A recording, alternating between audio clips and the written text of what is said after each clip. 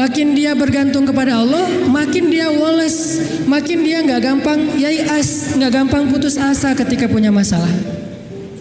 Nabi Yusuf tuh kan masalahnya bertubi-tubi. Ketika Nabi Yusuf dilemparkan ke dalam sumur, ketika Nabi Yusuf dipenjarakan, ketika Nabi Yusuf difitnah, ketika Nabi Yusuf, banyak masalah Nabi Yusuf. Tapi pesan Nabi Yakub alaihissalam kepada anak-anaknya, la tai'asu min rauhillah. Baik kepada Yusuf ataupun kepada kakak-kakaknya. La tai'asu min rauhillah. Janganlah kalian berputus asa dari rahmat Allah. Kenapa? Allah itu maha menolong. Ketika kita bergantung kepada Allah, nggak ada yang mustahil. Selalu ada harapan ketika kita berikan harapan itu kepada Allah. Tapi kalau kita berikan harapan itu kepada makhluk, kadang-kadang harapannya semu. Karena makhluk itu, manusia itu sifatnya kullu man 'alaiha fan. Nggak ada yang bisa benar-benar total, nggak ada yang bisa benar-benar abadi, itu nggak bisa. Tapi kalau kita letakkan harapan kita, lalu kita berikan hanya kepada Allah, roja kita hanya kepada Allah Subhanahu Wa Taala, maka tidak ada kata al-ya'as, tidak ada kata putus asa dalam kamus seorang mukmin. Laisa min akhlaqil mu'min al-ya'as. Putus asa itu bukanlah sifat atau akhlaknya orang yang beriman kepada Allah. Sehingga kenapa bunuh diri itu menjadi dosa besar dalam Islam? Padahal kan nggak ganggu orang kan, kecuali tadi bikin macet sistem kereta. Itu juga nggak parah-parah banget lah, nggak sampai gara-gara kita bunuh diri orang akhirnya jadi misalnya celaka gitu, nggak, jarang lah. Apalagi bunuh dirinya sendiri, gantung diri. Kan bunuh diri itu nggak ganggu orang lain. Kenapa dianggap dosa besar? Karena bunuh diri ini sama aja dia tidak mengakui kebesaran Allah Subhanahu Wa Taala. Dia tidak berpegang lagi kepada Allah. Dia putus asa dari rahmat Allah Subhanahu Wa Taala. Padahal Allah selalu mengatakan la tayasu, jangan putus asa. Aku kasih nih, aku kasih. Tapi dia bilang enggak akan dikasih. Berarti dia kufur kepada Allah Subhanahu Wa Taala dan merugikan dirinya sendiri. Ketika mentalnya kayak gini, walaupun akhlaknya baik, tapi dia tidak punya daya tahan menghadapi masalah, maka dia akan selalu mengakhiri masalahnya dengan cara bunuh diri.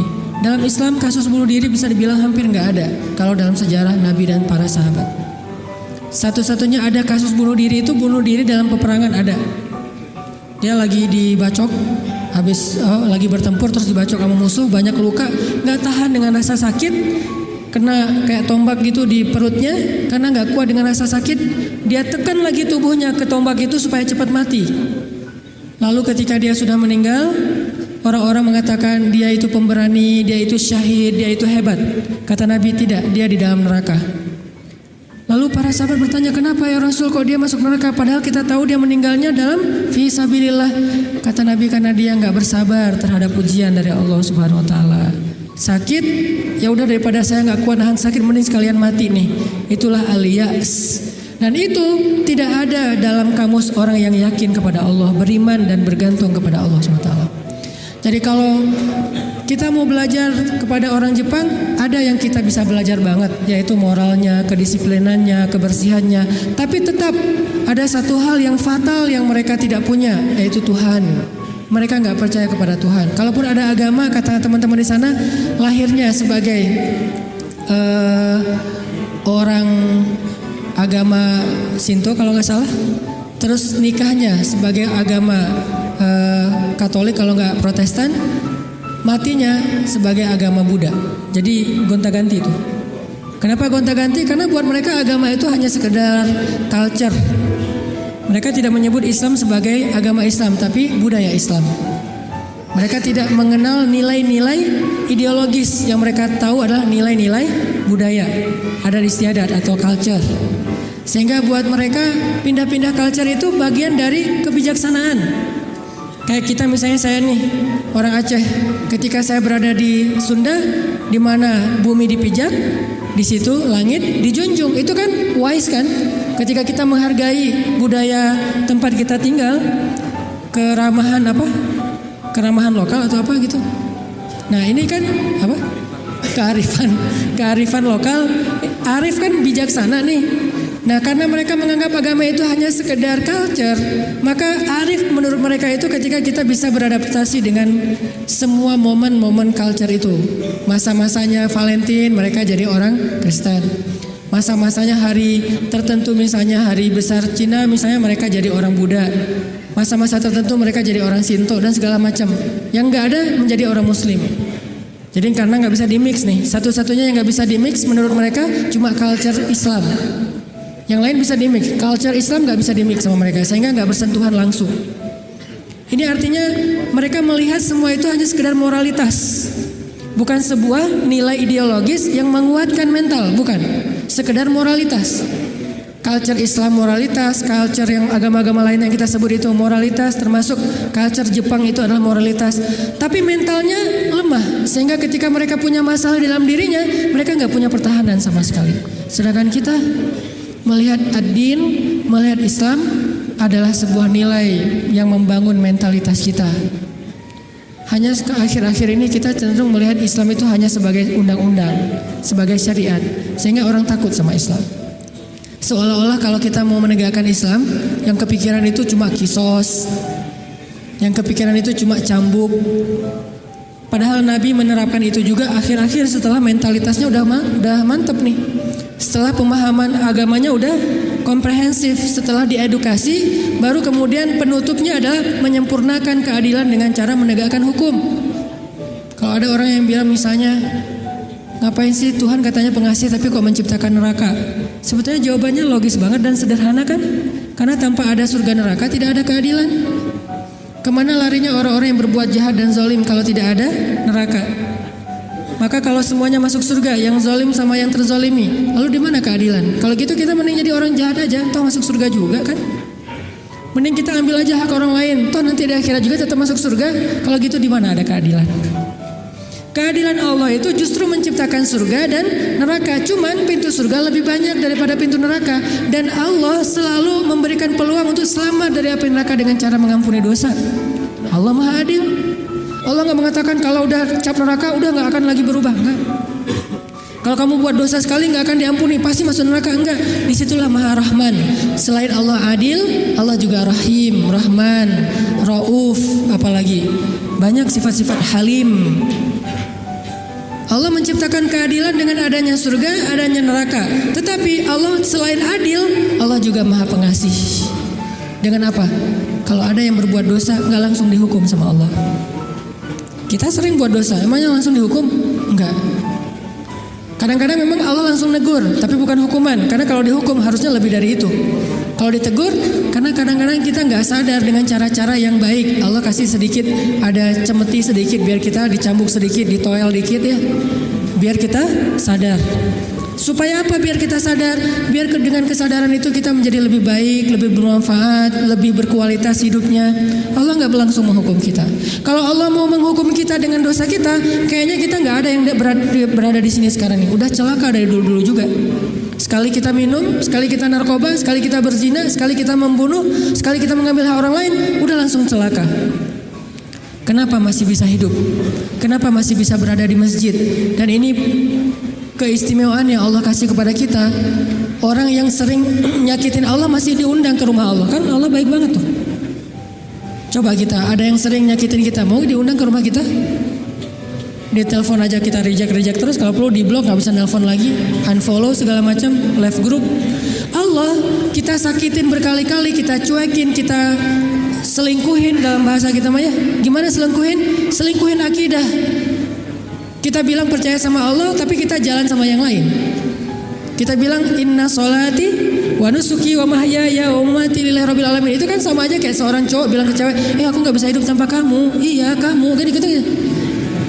Inna sholati wa nusuki wa mahyaya wa mamati lillah, iya lillah, gitu kan.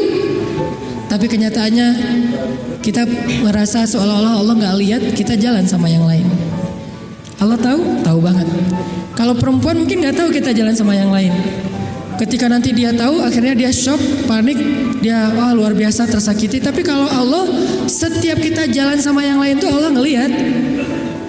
Kita dekat sama yang lain, ke Allahnya enggak. Lah, yang kasih rezeki kan saya. Kenapa kamu terima kasihnya ke dia? Yang memelihara kamu kan saya. Kenapa kamu baiknya ke dia, kok saya enggak? Berbuat baik kepada hamba Allah, Allah senang. Tapi kenapa kepada Allah enggak? Ini agak-agak kurang fair nih.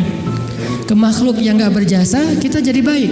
Ke Allah yang maha berjasa kita cuek. Malah kita menuduh Allah dengan tuduhan-tuduhan yang enggak pantas. Ngerasa Allah enggak penting dalam hidup kita. Kalau Allah enggak sabar, makanya Allah itu sabur. Apa arti sabur? Sabar banget. Allah itu sami. Apa arti sami? Dengar curhat banget lah. Kita pasti nggak kuat dengar curhat teman-teman kita. Bayangin kalau yang curhat ke kita itu ada puluhan orang, kan stres juga tuh setiap hari. Allah dicurhatin miliaran orang setiap hari, coba. Bukan miliaran orang, miliaran makhluk, semuanya curhat kepada Allah. Yas'aluhu man fis samawati wal ardh. Semua yang ada di langit dan di bumi curhat kepada Allah. Tapi Allah mendengar semua curhat mereka seolah-olah mereka itu cuma satu orang doang gitu. Dan baru pertama kali curhat, akhirnya Allah mendengarnya tuh sami'un. Betah banget ngedengerin curhatnya.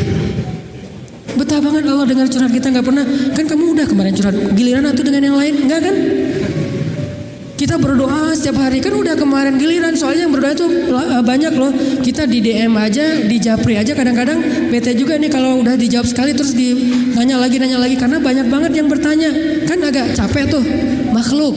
Makanya kita nggak disebut sami'un, tapi kita sami'un. Allah sami'un, kita sami'un. Apa bedanya? Kalau sami'un senang mendengar, tapi tetap ada batasnya. Kalau sami'un pendengar banget, betah banget ngedengerin, nggak ada batasnya, nggak pernah Allah capek mendengar curhat kita. Lagian kadang-kadang kita yang dicurhatin ke Allah itu masalahnya itu juga belum selesai. Allah nggak pernah bilang belum selesai juga masalah yang kemarin, nggak pernah Allah ngomong gitu. Kayak berlarut-larut kamu teh masalah nggak beres-beres, Allah nggak pernah ngomong kayak gitu kan? Tetap aja hambaku ada apa, Allah mendengar. Dan bukan cuma mendengar, Allah yang ngedatangin kita ke langit dunia setiap sepertiga malam. Terus Allah bertanya, hal min dhi hajah, ada nggak di antara hambaku yang butuh sesuatu? Sini. Hal min taib, adakah di antara hambaku yang pengen taubat? Sini aku terima taubatnya. Hal min mustaghfir, adakah di antara hambaku yang pengen minta ampun? Sini aku ampuni dosanya. Allah datangin kita, Allah nawarin jasa kepada kita, masih kita bilang juga Allah nggak berjasa dalam hidup kita. Masih kita bilang kita nggak butuh Allah Subhanahu Wa Taala. Fa bi ayyi ala'i rabbikuma tukadziban. Jadi teman-teman, ada orang kadang dalam kehidupan kita itu berjasa banget sampai kita nggak bisa ngelupain dia. Salah satunya dalam hidup saya misalnya yang paling berjasa itu ibu nomor satu pastinya. Kedua istri. Orangnya ada soalnya di sini. Ibu, istri. Kalau selain keluarga, oke, itu keluarga. Selain keluarga, siapa yang paling berjasa? Dalam hidup saya itu salah satu yang cukup banyak ngebantu saya itu adalah salah satunya nih. Ada saudara saya, Ustadz Muhtarom namanya, dosen Unpad, tinggal di Antapani. Beliau yang pertama banget nampung saya ketika saya baru hijrah ke Bandung. Ketika saya nggak tahu tinggal di mana, nggak punya rumah kontrakan, ngontrak juga nggak bisa. Beliau nampung saya tinggal di rumah beliau beberapa lama di Antapani. Beliau kenalin saya dengan ibu-ibu Masjid Salim. Nih dari Mesir nih, mau nggak dengerin ceramahnya? Enak loh. Padahal saya juga masih bingung ceramahnya gimana ya. Nggak pernah ceramah. Sekali-kali ceramah yang kebalik kan Allah Shallallahu Alaihi Wasallam, Rasulullah Subhanahu Wa Taala. Sekali-kalinya ceramah kebalik saking nervousnya.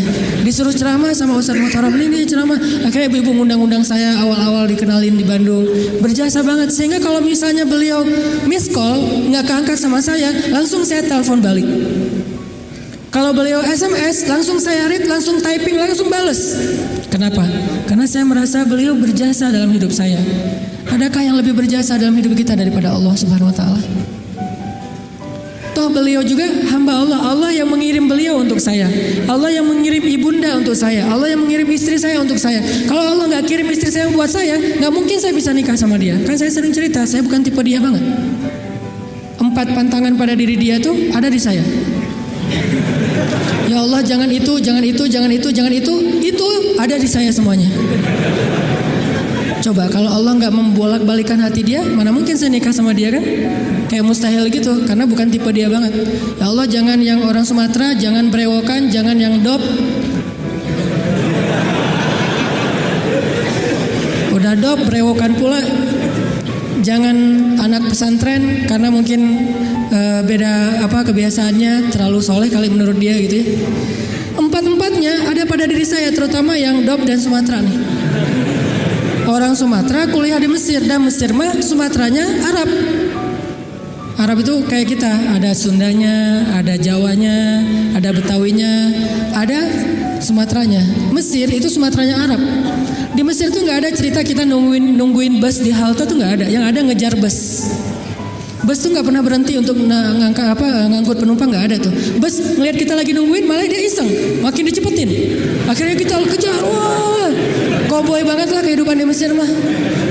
Dia cuma berhenti kalau yang nungguin itu ibu-ibu. Kenapa? Karena ibu-ibu di Mesir itu raja. Nggak ada yang berani sama ibu-ibu. Bener-bener queen tuh kalau ibu-ibu teh. Di Mesir ibu-ibu belanja nih ya. Mang, apa bahasa Arabnya? Gitulah pokoknya. Mang, itu saya pengen ikan gitu ya. Oh iya ya. Pas diambil ternyata ikannya matanya agak-agak merah gitu, mungkin agak-agak lama di freezer. Akhirnya bilang, ini kenapa nih ikan matanya merah? Begadang ya? Nggak jadi deh, malah saya mau ikan yang suka begadang, cari yang lain. Ganti lagi yang lain, udang aja, udang baunya nggak enak, ganti lagi. Berkali-kali gonta-ganti. Itu yang dagang ikan tuh nggak boleh marah. Kenapa? Yang ngomong seorang perempuan. Dan di Mesir itu perempuan sangat dihormati, nggak boleh berdebat dengan perempuan, aib. Debat dengan cewek itu aib. Kalau dimarahin cewek itu aib. Mending kita menghindar aja deh. Kalau kita naik bus, duduk nih, ibu-ibu naik harus berdiri. Kalau nggak berdiri itu dianggap aib, satu bus semuanya aib. Kalian laki-laki atau apa kalian teh? Ada perempuan masuk ke bus, kalian pada duduk cuek itu, malu-maluin kalau di Mesir. Sehingga kalau ada ibu-ibu naik ke dalam bus nih, cowok-cowok semuanya berdiri siap. Silakan pilih kursi yang mana aja. Ibu-ibu boleh memilih. Kalau di kita kan laki-laki memilih, enggak, salah. Ini ibu-ibu yang memilih, saya mau yang di situ. Kenapa? Cowoknya ganteng. Dia milih tuh. Terserah dia mau duduk di mana. Cuma dua, ibu-ibu sama ulama. Kalau ada ulama Al-Azhar, karena ulama Al-Azhar, dosen-dosen saya di Al-Azhar itu nggak punya mobil pribadi. Mereka hidupnya sederhana. Gajinya gede sih, tapi asal gajian langsung ngasih beasiswa kepada mahasiswa yang kurang mampu. Kalau udah gajian tuh saya ngerasain sendiri nih, dia gajian ngambil di admin ya. Karena dulu nggak ada transferan, Mesir itu agak-agak terlalu ya gitulah, manual ya, nggak ada transfer. Satu-satunya komputer di ruang admin tuh dipakai main kartu. Karena dia nggak ngerti sistem komputerisasi akun kayak gitu tuh, akuntan tuh nggak ngerti dia tuh. Tahu satu-satunya komputer dipakai main kartu. Pas kita lagi ngantri, Om kita lagi ngantri nih, ntar tunggu dulu nih, dikit lagi nih belum beres nih, gitu coba. Tapi menghargai banget kepada orang tua, ulama, ibu-ibu. Nah, ada dosen saya ngambil gajinya kurang lebih sekitar 2.000 pound. 1 pound itu dulu sekitar 3.000 rupiah, lumayan lah ya, hampir 10 juta gajinya. Dia ngambil gaji sekitar 10 juta, langsung datangin mahasiswa yang kita lagi nongkrong di depan kelas, di depan kampus, ditangin, ya abnai, manggilnya lembut, anak-anak, kata dosen teh. Kalian udah beli buku kuliah belum? Kita senyum-senyum, padahal udah, tapi senyum-senyum aja. Mau bilang udah, jujur. Mau bilang enggak boleh dusta ya. Senyum-senyum aja. Oh ya udah nih, beli buku, alhamdulillah. Akhirnya kita beli buku, cuman bukan buku kuliah, buku tambahan gitu, kayak buku sejarah, buku apa. Alhamdulillah, dia ngasih dari 10 juta, 5 juta itu buat anak-anak. Dan itu kebiasaan di sana tuh dosen-dosennya. Makanya karena hidupnya kayak gitu, sederhana, nggak punya kendaraan. Dosen kalau mau ke kampus bareng dengan kita pagi-pagi tuh naik bus. Cuman kalau kita ngejar, kalau bus supirnya nggak berani, disuruh dosen Al-Azhar ngejar bus kan nggak mungkin ya. Kalau ngelihat itu ada penampilan dosen, langsung busnya berhenti. Begitu dosennya naik langsung jalan tuh, nggak peduli kita lagi di tangga kayak di apa, nggak peduli deh. Kan dosen dulu yang naik nih, Prof silakan. Dosennya naik, baru dosennya di atas, kita masih bergelantungan tuh, bus langsung jalan tuh. Sampai ada beberapa mahasiswa Malaysia karena nggak terbiasa, mungkin mereka kan biasanya naik taksi nih, karena beasiswa dari kampus, dari kerajaannya gede. Kalau kita kan beasiswanya dari Al-Azhar. Mesir itu negara miskin tapi ngasih beasiswa puluhan ribu mahasiswa asing. Negaranya miskin tapi bisa ngasih beasiswa, luar biasa. Nah Malaysia nggak dikasih. Negara yang tidak dikasih beasiswa di Asia itu Malaysia dan Brunei, karena dianggap udah sejahtera. Akhirnya mereka terbiasa naik taksi nih. Begitu mahasiswa Malaysia sekali naik bus, nggak terbiasa naik bus ala-ala Mesir gitu, turunnya membelakangi arah jalannya bus. Kebayang kan? Melundung gitu kan? Kita mahasiswa Indonesia ketawa-ketawa aja, wah lucu. Kalau kita kan udah biasa koboi ya, kejar bus, terus turunnya sambil lari. Kadang-kadang kalau bawa barang itu barangnya dilempar dulu ke dalam bus, langsung dikejar naik gitu. Udah biasa lah kayak gitu-gitu di Mesir. Tadi cerita apa tadi teh? Hubungannya? Ya gitulah, nggak ada hubungannya. Pokoknya balik lagi ke tema ya. Intinya ketahanan hati kita itu ketika kita dekat kepada Allah Subhanahu wa taala. Jadi nggak ada ceritanya dalam kamu seorang mukmin ada masalah, baper, udah gitu bunuh diri, nggak ada. Tergantung tawakal kita kepada Allah.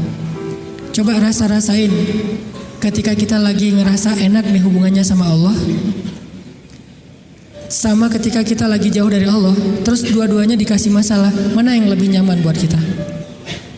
Kalau kita pas lagi dapat masalah, pas lagi dekat sama Allah, itu akan bertahan banget. Saya pernah ngerasain itu. Saya karena kan sering ditolak ya ceritanya ya, curhatlah dikit lah ya. Kalau ditolaknya lagi jauh dari Allah, itu baper. Tawaf Sungai Nil kan, mau loncat, aduh dalam takut ada apa kuda Nil gitu, nggak loncat, buat apa lagi hidup kalau kayak gini ya. Kenapa kayak gitu? Lemah gara-gara jauh dari Allah. Kalau ditolak pas lagi dekat sama Allah, nggak apa-apa. Yang penting jangan ditolak sama Allah kan gitu. Ditolak, ya Allah, pasti Engkau mau ganti yang lebih keren ya. Husnuzon kan, aku tergantung prasangka hambaku. Ya udah bertahan. Orang makin dekat sama Allah, makin tough, makin bisa survive dalam menghadapi masalah. Makin tuh. Kenapa? Karena survive seseorang dalam menghadapi masalah itu bukan soal dia punya uang atau enggak, dia punya teman atau enggak, dia sehat apa enggak. Soal mentalnya, hatinya kuat enggak menghadapi masalah. Baru dia bisa tough dan survive. Ada orang yang secara fasilitas hidup udah nyaman, kenapa masih bunuh diri? Termasuk tadi tuh di Jepang itu kan jaminan sosial tinggi banget ya, luar biasa ya. Sampai ada teman saya bukan hanya berlaku untuk warga Jepang, untuk warga asing yang kerja di Jepang tetap dapat jaminan sosial karena pajaknya tinggi. Ada teman saya yang ngelahirin, setelah dia nikah hamil lahir, itu anak biaya ngelahirinya ditanggung pemerintah, terus ibunya boleh cuti selama 6 bulan, tapi tetap dapat gaji full setiap bulan. Cuti 6 bulan, gaji fullnya setiap bulan. Ditambah lagi dengan bonus karena udah punya anak. Dikasih bonus, jadi punya anak dikasih bonus. Makanya di sana tuh kayaknya orang menikah itu semangat ya, nggak pengen istiqomah jomblo lah ya. Karena jomblo nggak ada bonus di sana. Begitu nikah dapat bonus, begitu punya anak dapat bonus. Tapi ada batasannya, anak nggak boleh banyak-banyak juga. Makin nambah anak, makin nambah pajak. Jaminan sosialnya tuh tinggi. Tapi kenapa kok malah gampang putus asa? Padahal secara fasilitas hidup sudah tercukupi. Mental, mungkin secara etika keren lah, pokoknya ngacung jempol pokoknya. Tapi kalau mentalnya lemah, kosong, ada yang gersang di dalam hatinya karena tidak diisi dengan kata Allah di dalam hati mereka. Di satu sisi kita perlu belajar kepada mereka, di sisi yang lain mereka perlu belajar kepada mukmin. Salah satunya mukmin di Indonesia. Ketika kita jauh dari Allah, mulai naik tingkat kriminal, mulai naik tingkat bunuh diri, mulai banyak orang yang putus asa, mulai banyak orang yang mengeluh, terjadilah krisis sosial. Itu ketika jauh dari Allah. Sejak kapan dalam persepsi kita miskin itu masalah? Di zaman Nabi miskin itu bukan masalah. Masalah itu fakir, bukan miskin. Di zaman Nabi malah berdoa jadi pengen jadi orang miskin. Ya Allah, hidupkan saya sebagai orang miskin, matikan saya sebagai orang miskin, bangkitkan saya bersama orang miskin. Nabi itu cuma bilang hampir-hampir kefakiran itu menyebabkan orang kufur. Itu teks hadisnya, kadal fakru ayyakuna kufran, bukan miskin jadi kufur. Nggak ada teks kayak gitu. Terjemahan kita yang keliru. Orang miskin itu dekat dengan kekufuran. Nggak ada teks hadis kayak gitu. Yang ada fakir dekat dengan kekufuran. Terus apa bedanya miskin dengan fakir? Miskin itu kurang harta, kalau fakir itu kurang syukur. Makanya Nabi dalam konteks miskin malah berdoa pengen jadi orang miskin supaya hisabnya gampang. Tapi kalau dalam konteks fakir, Nabi malah bertauz, Allahumma inni a'udzubika minal fakri. Ya Allah, aku berlindung kepadamu dari kefakiran. Maksud kefakiran di dalam doa Nabi itu bukan kurang harta, tapi kurang syukur, kurang qanaah dengan apa yang diberikan Allah Subhanahu wa taala. Mental. Makanya salah satu misi Allah menurunkan Islam, mengutus Nabi Muhammad SAW itu adalah membangun mentalitas manusia yang kita sebut dengan mukmin muslim. Mentalnya yang dibangun, sehingga dengan mental itu lahirlah kebaikan-kebaikan yang sifatnya moral, kebaikan yang sifatnya akhlak, kebaikan yang sifatnya ritual, ibadah. Tapi semuanya berawal dari mental, termasuk sabar mental. Yang menyebabkan seseorang gak gampang panik mentalnya, dan mental itu tergantung keyakinan dia kepada Allah Subhanahu wa taala.